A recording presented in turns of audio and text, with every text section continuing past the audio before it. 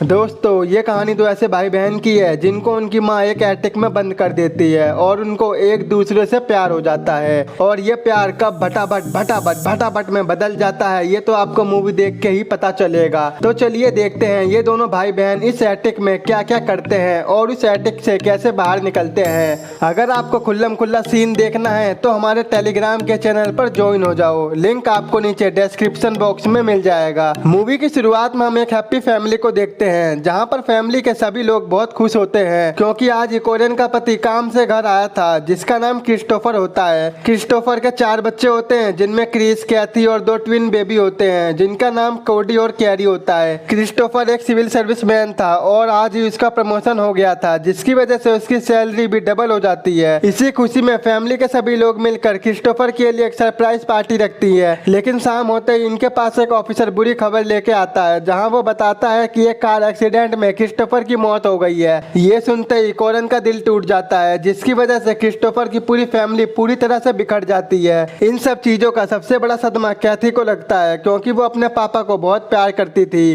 वो जब भी काम पर जाया करते थे तो कैथी उनको बहुत मिस करती थी और ये बात कैथी ने अपने पापा को भी बताई थी। वहीं पर हम कोरन को देखते हैं जो कि अभी भी सदमे में होती है। उसे विश्वास नहीं होता कि उसका पति मर गया है। यहाँ पर हमें एक और बात पता चलती है कि कोरन और क्रिस्टोफर ने भागकर शादी की थी और इसी वजह से कोरन अपने घर भी नहीं जा सकती थी क्योंकि उसे पता था कि उसके डैड उसे और उसके बच्चों को कभी एक्सेप्ट नहीं करेंगे। इसके बाद हम कोरन को बार बार एक लेटर लिखते हुए देखते हैं और वो काफी टाइम से किसी को लेटर भेज रही थी लेकिन वहां से कोई भी जवाब नहीं आता था और ये बात काफी टाइम से कैथी भी नोटिस करती है कि मम्मी लेटर किसको भेज रही है। एक दिन कोरन काफी ज्यादा खुश और एक्साइटेड होती है। वो कैथी और क्रिस को बताती है कि मैं जहाँ लेटर भेजा करती थी उनका रिप्लाई आ गया है। तो कैथी और क्रिस पूछते हैं कि आप लेटर कहाँ पर भेजा करती थी। तो वो बताती है मैं ये लेटर तुम्हारी नानी को भेजा करती थी जो कि एक बहुत बड़े मकान की मालकिन है। और ये सुनकर वो दोनों काफी ज्यादा शौक हो जाते हैं क्योंकि अभी तक कोरन ने अपने बच्चों को उनके बारे में कुछ नहीं बताया था और उन्हें लगता था कि कोरन की कोई फैमिली नहीं है। एक दिन कोरन अपने बच्चों से कहती है हमारे पास जितनी सेविंग थी वो खत्म होने वाली है और ना ही मैं पढ़ी लिखी हूँ जो मुझे जॉब मिल जाए, इसीलिए हमें तुम्हारी नानी के घर जाना पड़ेगा। इसके बाद रात में कोरन अपने बच्चों को लेकर उनकी नानी के घर निकल जाती है। काफी सफर तय करने के बाद ये वहां पर पहुंच ही जाते हैं जो कि बहुत ही बड़ा घर होता है। जब ये उस घर की ओर जाते हैं तो उस घर के गेट पर उनको उनकी नानी मिलती हैं जो कि बहुत खड़ूस होती हैं। वो सभी बच्चों से बोलती है तुम लोग यहाँ पर बिल्कुल शांत रहना क्योंकि यहाँ पर शोर मचाना अलाउड नहीं है। इसके बाद वो कैथी से बोलती है यहाँ पर खेलना, कूदना, नाचना, गाना मना है और मैं अपने आप तुमको 3 टाइम का खाना दूंगी जो कि बिल्कुल वेस्ट नहीं होना चाहिए। अगर तुम लोगों को खेलना है तो ऊपर एटिक रूम में खेल सकते हो। अगर किसी ने भी शोर किया तो मुझसे बुरा कोई नहीं होगा। इसके बाद कैथी अपनी मॉम से पूछती है कि आपने हमारे बारे में नानी को पहले क्यों नहीं बताया था, जिस पर कोरन उसे बताती है कि तुम्हारे पापा की छोटी उम्र में ही उनके मॉम डैड मर गए थे जिस वजह से तरस खाकर मेरे पिता ने क्रिस्टोफर को अपना लिया था।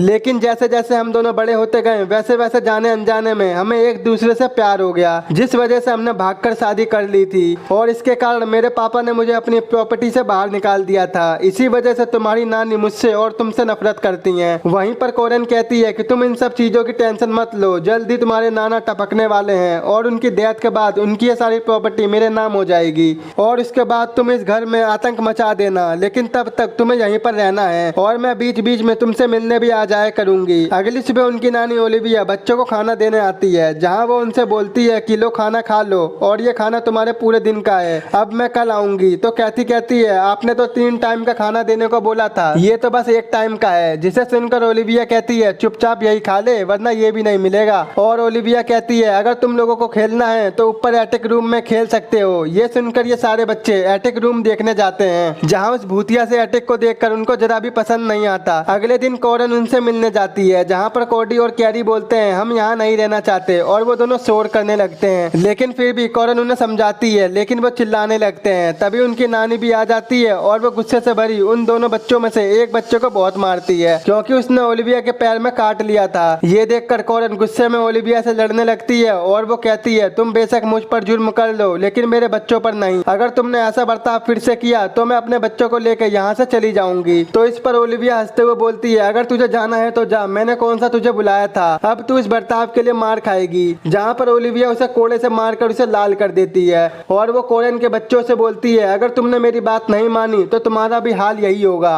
अब काफी दिन बीत जाने के बाद एक दिन कॉरन कैथी और क्रिस से मिलने आती है और ये देखकर कैथी को बहुत अजीब लगता है क्योंकि उनकी माँ पूरे 1 महीने बाद उनसे मिलने आई थी और वो इस बार काफी सज धज के उनसे मिलने आई थी। दरअसल कॉरन वो सारे मौज ले रही थी जो उसे अपनी लाइफ में चाहिए थे, लाइक दिस अय्यासी करना, मौज मस्ती करना और अपने डैड के साथ उनका दिल बहलाना, जिससे ये दोनों कॉरन से बहुत ज्यादा गुस्सा होते हैं। तो कैथी कहती है, मम्मी तुम ऐसा कर सकती हो, तुम्हें जरा भी शर्म नहीं आई। और तभी कॉरन उन दोनों को एक बड़ा झटका देती है। वो बताती है कि मेरे डैड ने मुझे यहाँ पर एक शर्त पर रखा है और ये शर्त ये थी कि मेरे पास कोई भी बच्चा नहीं होना चाहिए, इसीलिए मैंने तुम सभी को यहाँ पर बंद कर रखा है। अब थोड़े दिनों बाद क्रिसमस का दिन आता है जहाँ पर कॉरन अपने बच्चों के लिए ढेर सारे गिफ्ट लेके आती है और उनको बताती है कि आज मेरे पेरेंट्स क्रिसमस की पार्टी दे रहे हैं। ये सुनकर कैथी पार्टी में जाने की जिद करती है लेकिन कॉरन उसे साफ साफ मना कर देती है। इसके बावजूद भी कैथी पार्टी में जाने की जिद करती है, इसीलिए वो मान जाती है। इसके बाद कॉरन उनको एक टेबल में छुपा देती है जहाँ से देखकर वो पार्टी के मजे ले सके। तभी पार्टी में कॉरन के डैड आते हैं जो कि काफी बुढ़े दिख रहे थे। आगे जब कैथी और क्रिस अपने रूम में जा रहे थे तो वो कॉरन को किसी अनजान आदमी के साथ देखते हैं और वो दोनों काफी करीब थे, जिसे देखकर वो दोनों समझ जाते हैं कि उनकी माँ इस आदमी को डेट कर रही है। ये सब देखने के बाद कैथी तो वापस रूम में चली जाती है लेकिन क्रिस घर में इधर उधर घूमने लगता है। लेकिन थोड़ी देर बाद कॉरन को ये बात पता चल जाती है जिससे वो काफी गुस्सा हो जाती है और गुस्से में वो क्रिस को चांटा मार देती है। वहीं अगले दिन क्रिस एक एडल्ट बुक पढ़ रहा होता है, तभी कैथी वहाँ पर आकर उसे ये बुक पढ़ते हुए देख लेती है। आगे ये बात कैथी अपनी मॉम को बताती है जिस पर उसकी माँ बोलती है कि जब बच्चे बड़े होते हैं तो उनमें ऐसे चेंजेस आने लगते हैं। ये कहकर कॉरन उसे एक ड्रेस देती है और वहाँ से चली जाती है। अब कैथी उस ड्रेस को पहन के देखती है कि तभी क्रिस वहाँ पर आ जाता है और कैथी को ऐसा देख वो देखता ही रह जाता है। लेकिन तभी वहीं पर उसकी नानी भी आ जाती है और उन दोनों को ऐसी हालत में देखकर उसे लगता है कि इन दोनों के बीच इनके मॉम डैड की तरह कुछ चल रहा है, इसीलिए वो सजा के तौर पर कैथी के बाल काटने को बोलती है लेकिन क्रिस उसे रोक देता है। इस पर वो कहती है, क्या प्यार है, अगर तूने कैथी के बाल नहीं काटे तो मैं अगले 1 हफ्ते तक तुम्हें कुछ खाने को नहीं दूंगी। अब ऐसा ही होता है, ओलिविया कई दिनों तक उन्हें खाने के लिए कुछ भी नहीं देती लेकिन एक रात वो बच्चों पर तरस खा के कुछ फलों को लेके आती है। रात में सबके सो जाने के बाद वो कैथी के बालों में तार लगा देती है जिसके कारण ना चाहते हुए भी क्रिस को कैथी के बालों को काटने पड़ते हैं। इस दौरान कैथी काफी इमोशनल थी और वो क्रिस के करीब आ जाती है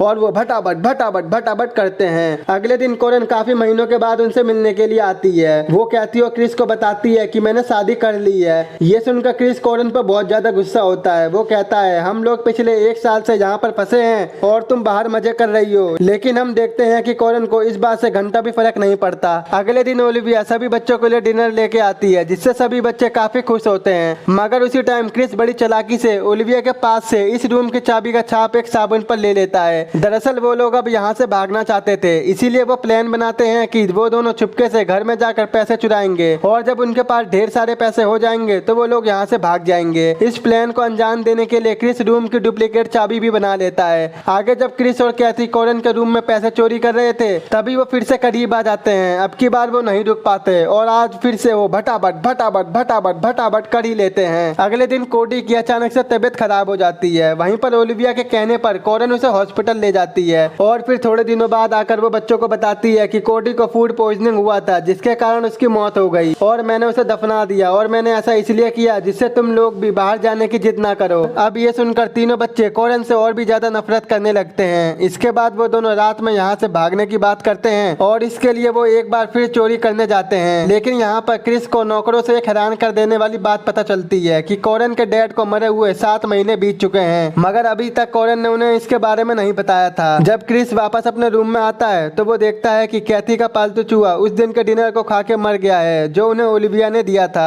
ये देखकर वो समझ जाते हैं कि ओलिविया ने उनके खाने में डेली थोड़ा थोड़ा जहर डालती है ताकि वो उन बच्चों को मार सके और कोडी की जान भी ओलिविया की वजह से गई थी। तभी वहाँ पर ओलिविया भी आ जाती है और क्रिस से चाबी मांगने लगती है लेकिन वो उसे चाबी नहीं देता और कैथी को एटिक में जाने को बोलता है जिससे ओलिविया भी उसके पीछे जाती है। तभी क्रिस एटिक का गेट बंद करके लाइट ऑफ कर देता है क्योंकि उसे पता था कि ओलिविया अंधेरे से काफी डरती है। इसका फायदा उठाकर वो दोनों वहाँ से जाने लगते हैं कि तभी ओलिविया डर के मारे रोते हुए बताती है कि उस दिन डिनर में जहर डालने का प्लान मेरा नहीं बल्कि तुम्हारी माँ का था। ये सुनकर कैथी और क्रिस को बुरा तो लगता है लेकिन उन्हें अब इससे कोई फर्क नहीं पड़ता क्योंकि उनके लिए उनकी माँ पहले ही मर गई थी। इसके बाद ये तीनों रस्सी के सहारे घर से नीचे उतरते हैं और वहाँ से भागने लगते हैं कि तभी उनको देखकर एक आदमी उन्हें रोक लेता है। लेकिन जब कैथी उसे बताती है कि हम कॉरन के बच्चे हैं, ये सुनकर वो आदमी सब कुछ समझ जाता है और वो उन तीनों को वहाँ से जाने देता है। और यहीं पर इस मूवी का एंड हो जाता है।